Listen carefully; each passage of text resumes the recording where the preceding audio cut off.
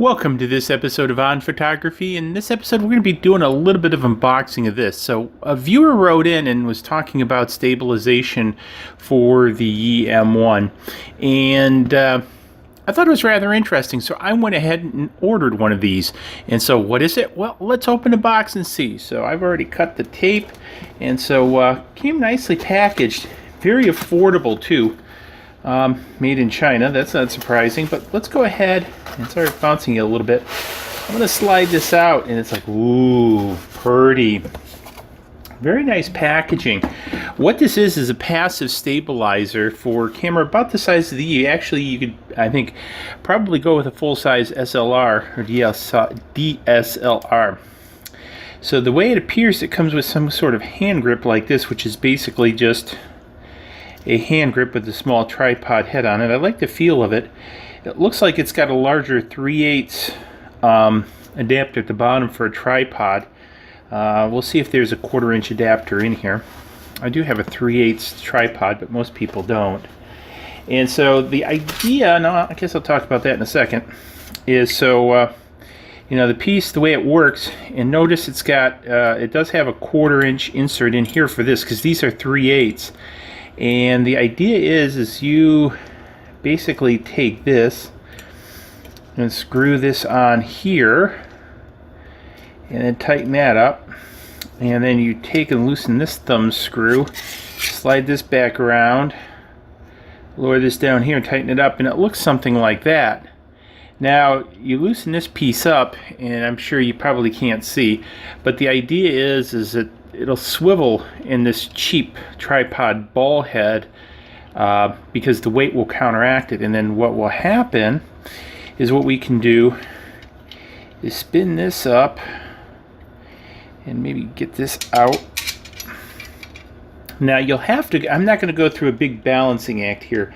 Sort of the, I'm not going to say the negative part, but the challenge with these type of stabilization methods, you have to spend quite a bit of time finding the correct balance, because see with it positioned there, it pulls it way too much forward, so it pulls it down. You can kind of see it does it like that. And the thing is, if I pull it too far back here, the camera's still not heavy enough.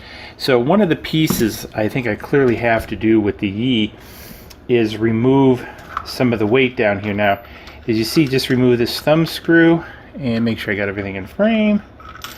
And you can remove several of the weight packages, because again, you can go up to a DLSR. I'll spit it out on this. One might not be enough, but we'll see. We'll see, as my grandson would say. So it still pulls it quite a bit down. So one of the pieces, I think I'm going to have to move this a little bit forward, because with this lens assembly, I'm a little bit concerned. Okay, as I was saying, I was a little bit worried about the camera being this far back, getting the part of the frame in the view, but it really doesn't seem to, because I went off camera a little bit and you know, saved you the expense of watching me do a ton of adjustments. And I kind of wanted to share this configuration, because if you get one, this is the general configuration that I found to be successful with this. So in short, pushing this all the way forward, pushing the camera near the back with this lens configuration, it seems to be good. Also, notice the distance of how far I brought this up, and the fact I'm using 3 weights. I tried 1 weight, 2 weights, 3 weights. This seems to work. I was a little bit surprised on the weight situation. I expected with the Yi being lighter that I could get away with fewer weights. And you know, maybe if I pulled it back, I could get 1 and adjusted this down. But pretty much this combination seems to work the best, and it actually works fairly well. So I'm pretty excited about trying it. So I'm going to do this in oh, by the way, I had to go get this little screwdriver to spin that little 1/4 20 piece off that this mounts to, because this is a 3/8 inch hole.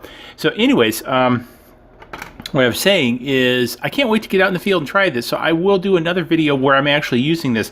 I played around with it a little bit in my workshop workshop's kind of boring, so I'm sure you probably don't want to see that video.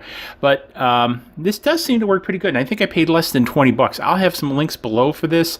There's a number of vendors. I got this off of eBay, and like I say, for less than 20 bucks, I think this is actually pretty neat. You know, because again, you could adapt it for GoPros, things like that. Now, the one thing I am going to suggest is this knob right here.